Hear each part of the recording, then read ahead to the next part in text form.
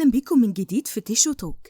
الإلكترون مايكروسكوب ليه أنواع. في نوع اسمه ترانسميشن إلكترون مايكروسكوب. أول حاجة هو الإلكترون مايكروسكوب ده بيستخدم الإلكترونات علشان يوضح الصورة أو يكبر الصورة، فبتعدي الإلكترونات من خلال العينة بتدينا صورة 2D مسطحة كده 2D بتوضح التفاصيل اللي جوه الخلايا زي الأورجانيلز مثلا. طيب في حاجة اسمها سكانينج إلكترون مايكروسكوب. إلكترونات بتمسح سطح الخلية بتدينا صورة 3D. ده هيفيدنا جدا في دراسة التفاصيل السطحية للخلية والشكل الخارجي ليها. اللايت مايكروسكوب أهم حاجة نبقى عارفين أجزائه. أول حاجة الأوكيولر لينس بتكبر 10، في عندنا الأرم، في بيز، في ستيج، في أوبجكتيف لينسز اللي هي على طول على العدسة. هي الأوبجكتيف لينسز دي هي اللي كل عدسة فيهم بتكبير معين. في جزئية كمان عندنا اسمها سيل أند تيشو كلتشر.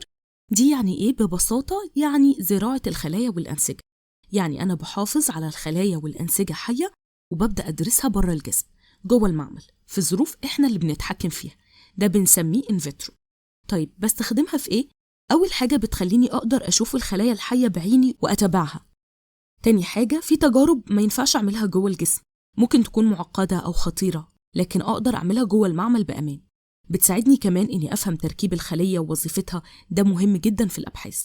برضو بستخدمها في التحاليل الجينية والكروموسومية علشان نعرف ندرسهم بدقة، وكمان بتساعدني أعرف إيه اللي بيحصل في الخلايا لما تتحول لخلايا سرطانية. يعني بقدر أتابع التغيرات الجزيئية اللي بتحصل على مستوى الخلية في مرض السرطان. ما تنسوش لو استفدتوا من الفيديو تدوسوا لايك واعمل سبسكرايب للقناة لو عاوز تفهم الهيستولوجي.